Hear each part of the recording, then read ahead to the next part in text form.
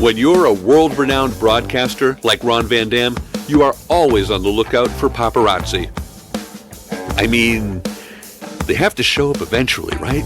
I mean, the guy's been at this for decades. He can't keep hanging out at that Starbucks waiting for someone with a camera to show up. Number one, he doesn't like the coffee. And number two, the baristas all call him that weird guy. And buying crazy designer hats in the hopes that somebody's going to notice, that's getting kind of expensive. Well, hang in there, Ron. You never know. You are listening to The Ron Van Dam Show on New England Broadcasting. Good morning, good afternoon, good evening, good night. It's The Ron Van Dam Show. Thank you. Hold on tight. Things can get a bit weird if you like that sort of thing. Welcome to the program. It is indeed the Ron Van Dam Show. I'm part of that equation because my name's in the title of the damn thing. So let's do this. I don't mean let's do this. You're not going to do anything. I'm going to do this.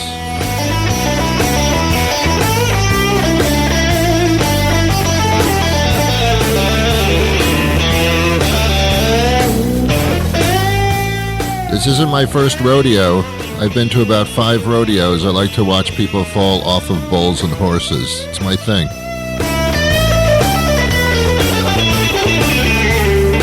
Actually, it's not my first rodeo. It's just an expression. You're not supposed to really mean that you've been to a rodeo many times, because I've never been to one. I don't think.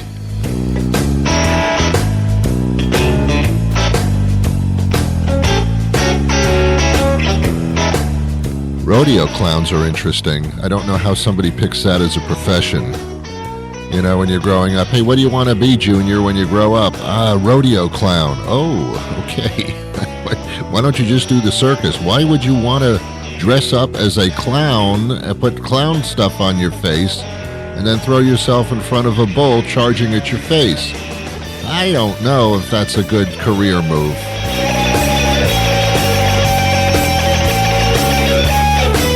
I hope I haven't insulted any rodeo clowns, because they do put themselves in a line of danger in order to save cowboys that fall off of horses. And what's more noble than that? Working at Subway? Perhaps.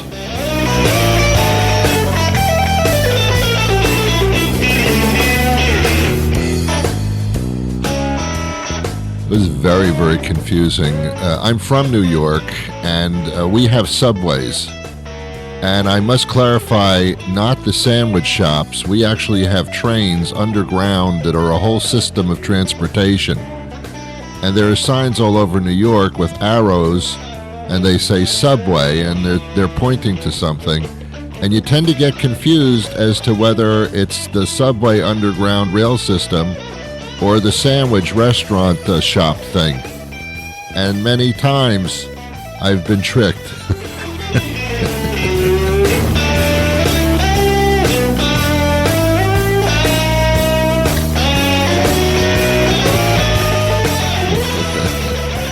All right, that's enough.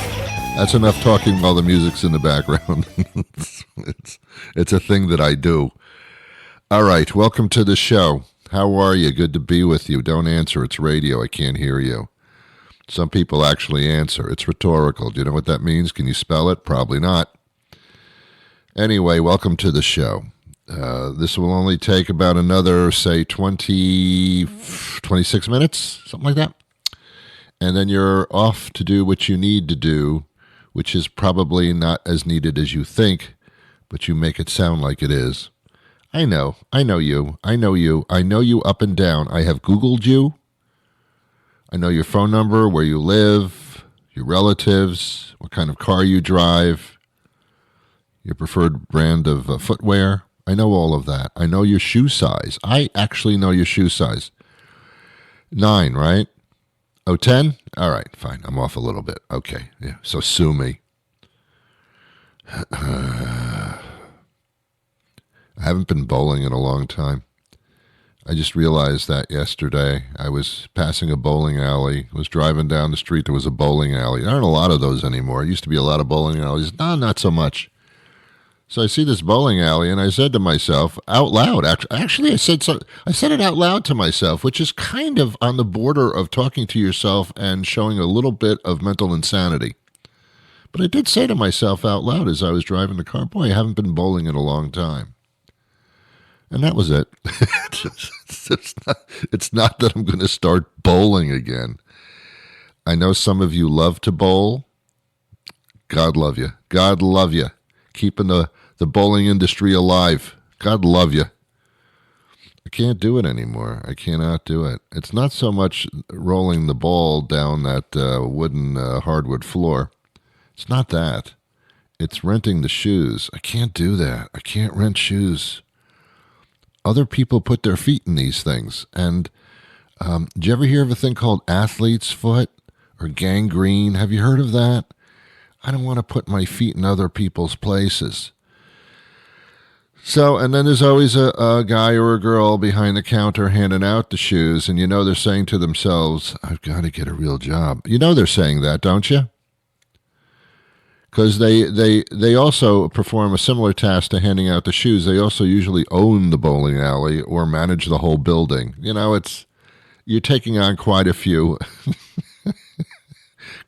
different positions there. Yeah. No, I can't do it. I can't do it, man. I can't do it. There's a whole wall of shoes. It's a foot fungus wall is what it is.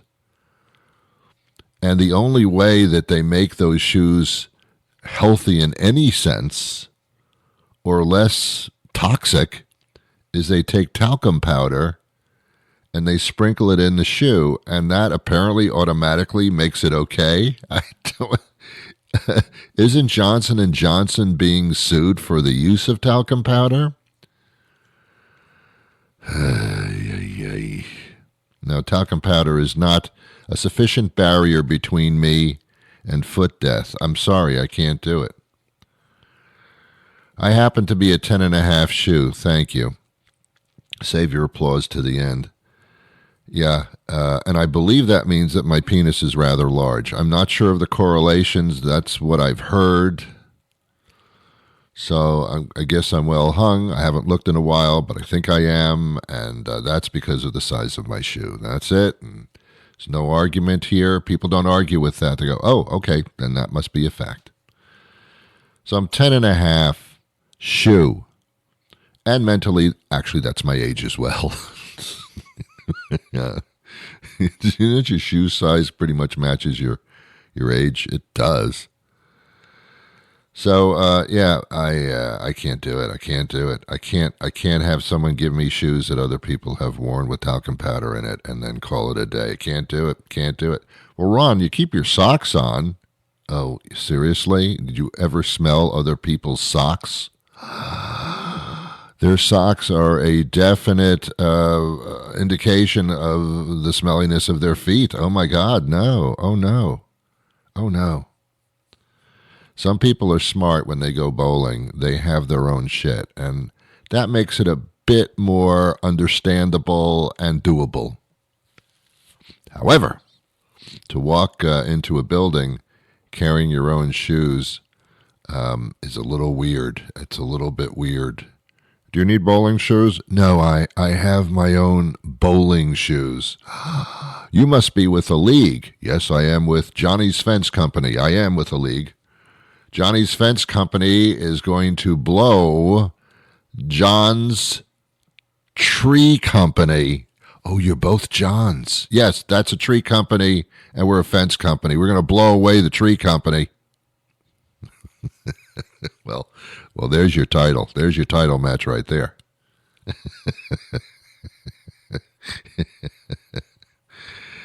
Oh, man, bowling, huh? And some people have their own balls, and I mean that literally.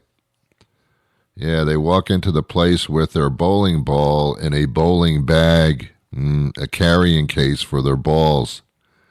And it's their ball, man, and you can tell when they take it out of that bag. They spit polish that thing. They adore that ball. This is my ball, and with this ball, I can do amazing things. I bet you can. I bet you can. And they love that ball. It's like, when they're home, they're sitting on the couch watching TV, having a drink, and their ball is right next to them. I know that's the fact. And then they got their own bowling clothes. They got bowling shirts and bowling pants and bowling underpants and bowling everything. They're wearing bowling T-shirts. Everything's bowling. And on the back of the bowling clothes, the name of the league, Johnny's Fence Company. I don't know, by the way, if there's a Johnny's Fence Company, and if there is, I'm sorry to insult you. Or praise you, wherever you are with that. So now they got their own clothes, their own ball, and their own shoes, and now they're good to go, right? Well, yeah. The only thing that I really love about bowling, and I haven't been bowling in decades, I understand it's quite expensive now. When I was bowling, it was like 90 cents a game, and I could afford that even as a child with no job. I couldn't afford bowling right now. I can't do it. It's too much money. Too much money to rent that hardwood floor, to roll a ball down it, to have some pins fall down and then jump up and down like some type of elated moron. So I cannot do this. And I'm sorry, if you love to bowl, I'm just kidding. It's a comedy routine. Actually, I did this bowling routine when I was doing stand-up like about 35 years ago. So I'm just doing that is what I'm basically doing. And the big thing in my stand-up routine about bowling, the one thing that I did love about it, it's the only sport using balls, by the way, and almost every sport uses balls. If you play a sport and there's no ball involved, you're kind of pathetic. All sports have balls in them. Seriously, think about it. Swimming, there are balls involved. You just don't necessarily play with them while you're swimming. Anyway, it's the only sport where you don't have to go chasing the ball to continue the game. The ball comes back to you automatically. It automatically came back to you before there was automation of anything, before there were remote controls or anything like that. Ball return in a bowling alley goes back like far, far, far back to the Stone Age. So you roll the ball down the hardwood floor, and the pins fall down, and then you stand there just for a few seconds, either crying or in great adulation, one or the other, and then all of a sudden you hear this tumbling coming toward you, and it sounds like a thunderstorm that's about to knock your house down. But it's not. It's a bowling ball being returned to your hand, not just to the general area. That ball will travel down the ball tunnel of love and be spit out onto a ramp that is perfectly the perfect height for you just to not even have to bend down to get the ball. You had to bend down to release the ball, but to get the ball retrieved, you don't even have to bend down for that. It comes to your hand. It rolls right up to your hand as gently as possible. It is an incredible invention, the bowling ball return apparatus. It is amazing. There's nothing like it on Earth. That's because it's a bowling ball return thing and it's not used for anything else. So my hat's off to bowling. Not that I have a bowling hat, but I'm just saying. And that was all just driving by a bowling alley that I got into that whole mindset. And thus is life, ladies and gentlemen. Little things in life remind us of things, and that's what we do. That's how we occupy our brain time. So an amazing feat. Thank you. I have amazing feet. Thank you very much. I will mention this on today's show, even though it's not happening today. It'll be happening over the weekend. I believe it's time to put your clocks forward. I believe it is. I could be wrong because I've been wrong before, once or twice, in which case I admitted it. There's nothing wrong with being wrong if you admit that you're wrong. If you were wrong but you won't admit that you're wrong, there's something really wrong with you. I use the word wrong a lot, but it all makes sense, doesn't it? So I believe that the clocks go forward. They spring forward, In the spring, they fall backward in the fall. It's a little phrase. You can't go wrong with it. So now it's going to get dark later on in the day. So now your day is extended. And if there's something that you want to do later after 6 p.m., now you can do it. Personally, after 6 p.m., I want to relax. I'd like it dark. I like it dark at around 6, 7 o'clock. I like that. Because I want to relax, and I can't relax while it's daylight because then I feel like I should be doing something, but I don't want to. I have no excuse now. Will you go out and mow the lawn? But it's 8 o'clock at night. It's still light outside. Go mow the lawn. Damn it. This clock thing is ruining everything for me. Oh, I'm tired. I want to go to bed. Go to bed. It's still light outside. But I'm tired. Sorry. By the way, the voice that I'm doing is of the wife. And I'm not being sexist. It's still like that. The guy doesn't want to do too much, and the woman has to prompt and prod the guy to do what he said he was going to do in the first place. Now, some guys take it upon themselves. They never stop working and never stop doing. There's not a lot of you. There's not a lot of you. Most guys don't really. They got to wait for the wife or the significant other, let's say, to prod them into action. You know it's true. Don't argue with me. I'm not in the mood to argue with you. You know it's true. And if it doesn't apply to you, then you are definitely not normal. But what is normal these days, by the way? I've mentioned so many times that 2024 is going to be the stress test of the century. When you have the Trump versus Biden cage match, you are definitely going to be stressed out like you wouldn't believe. Why? Because we've been through this before, and it was not fun at all. So we've been through this. By the way, having said that, you better vote. You better vote. You better vote this time around. When November comes, and I'll remind you of this infinitum, you better damn vote. And if you don't vote, then get out of the freaking country because you don't belong here. If you can't express yourself in November by voting for a president that's going to take us either to dictatorship or democracy, your choice. You better vote. All right. I have a guest coming up momentarily. By the way, we're very happy to connect and have a relationship with National Geographic. It is a magazine that I've been reading since I was a child, not because there are large-breasted ladies in it without clothes on. They are, because in some countries that's how they go around. But I mean, seriously, National Geographic and now National Geographic Kids, finest publication on the earth. The pictures still blow me away. The books are incredible, and we're very happy to partner with them on this program.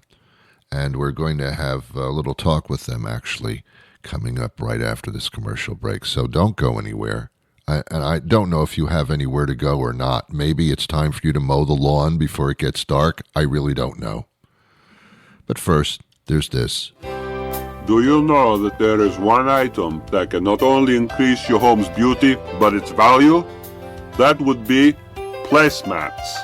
Hello, I'm George Karonapikopoulos, owner of George K's Wholesale Placemat Warehouse, your one-stop for all your placemat needs. We have a placemat for every room of your house. That's right, placemats are not just for the dining room anymore. Anywhere you might make a spill, or maybe where you eat, like in front of the TV. I do it all the time like you. You want a placemat. We have fancy placemats like in bamboo or teak. That's right, teak. Nice plastic laminate ones for no stains, even blue. We can custom make you placemats in as little as 2 weeks.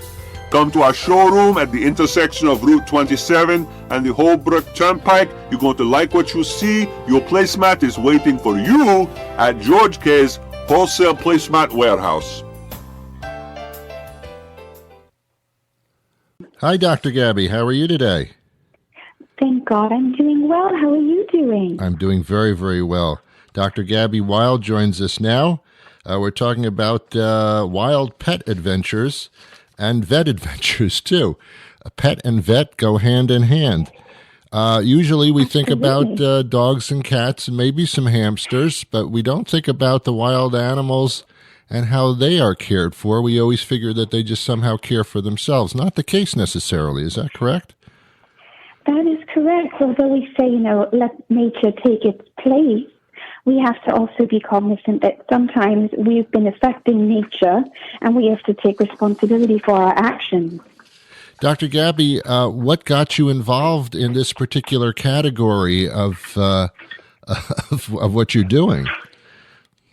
I have been in love with animals since I was 4 years old, and I would blame Disney for telling me how much to love animals. And that's where, honestly, it started. I began working with elephants when I was 16 years old. Really? And the rest is history. I then went to Cornell for undergrad and for veterinary school, and I just never stopped working with wildlife since. One might wonder what kind of wildlife there is around Cornell. The wildlife that you would find in upstate New York. So we typically would work with different species of owls, the screech, barred owl, typically. Right. And then we would also work with raccoons, lots of squirrels, lots of different passerines or songbirds, and the occasional baby deer, and even bears. So creatures like this that you find in upstate New York. And then, but you talked about elephants, and I wondered how that came to be. That came to be through different international experiences that either I had relationships with, and then through different zoos as well that needed assistance. And so that's how that happened. Is there a feeling that you get when you're coming to the aid of a wild animal that the animal recognizes that you are there to help, that you are a sort of savior, or are you just invasive in their eyes? Both. It really depends on the animal and the experience. Some animals are used to seeing people, so they know what's about to happen. Even if they're used to seeing people, they don't want to be bothered. So that's the majority of the cases. Truly wild animals know to fear us. So we have to be very cautious when working with them, and additionally being very respectful when we're working with them so we don't stress them out, because that complicates anesthesia. Yes, there are many human beings who don't want doctors to touch them as well. So I'm one of them, so I get it. There is a book involved here, and it's a fascinating one, and it's a National Geographic Kids. So it's a top shelf situation. It's called Wild Vet Adventures, and this is. When did you decide to put this together? Oh, goodness. I would say this is a love of about 3 or 4 years. We did have a slight delay with COVID because we didn't know how to approach its release. And so barring that, this is a life work, and we decided to share it with the world, but especially with kids, and give them their own inspiration to do whatever they want to do, whether it is being a vet or just being an adventurous human being and doing whatever their dreams inspire them. Yeah. It's similar to what you went through in your childhood, I think, where you're a child, you're extremely impressionable, and if you introduce animals, both wild and domestic, into a child's life, they have a different appreciation for life itself. And that is the perfect time to capture them and have that bond, a bond that cannot be separated. So hopefully, hopefully they go through what you go through as far as appreciation and respect, I think is the name that we should go for here when it comes to animals. Is there a follow-up to this book? partial follow-ups. Yes, there are some follow-ups, and the extent to which we do more follow-ups remains to be seen on how this is received. So hopefully kids really do enjoy it, so we can provide more content for them. Yeah. You know, we find these television specials as interesting as the book sometimes. Has anybody approached you for doing a small series of your life and how you encounter these animals? At the moment, that remains to be seen. Different people have questioned doing just little documentaries, and so we shall see what comes of it. But we ourselves at the Gabby Wild Foundation created a little episode, so we'll be releasing that later this month, so people can join us on the adventures and get a real feel for what we do. Because I think it's important for people to understand why my charity does this, and seeing is believing. How do we find out more information about your charity? You can go on GabbyWild.org, and you can also follow us on Instagram, dr.GabbyWild, and also on Facebook. We have a Twitter, and then, of course, the YouTube I was just talking about, Dr. Gabby Wild. Okay. Gabby, that is indeed your last name is Wild? No, when I was in college, my friends started calling me Gabby Wild. Ironically, my initials were GW, so it always worked out. But they thought I was just always crazy. And you have really good friends when you're like 2 hours late for lunch because you were saving a squirrel. So they were allowed to name me Gabby Wild. I see. That's not a bad school name compared to what kids call other kids in school, but that's pretty cool. I was going to say that's an amazing coincidence. But Gabby Wild does fit, I suppose, as far as the animals are concerned. What is the most difficult wild animal that you've encountered when you were going to treat them? It's difficult to work with. I find sometimes when I'm doing operations on marine life, and that might just be because my expertise is mostly on land animals. Wow. I find marine life more difficult for me to do my operations, but there are actual marine wildlife veterinarians that have even more expertise than I would. So that's more difficult. I find that if you are working with birds and doing their anesthesia, you have to have a little bit more attention. I can imagine.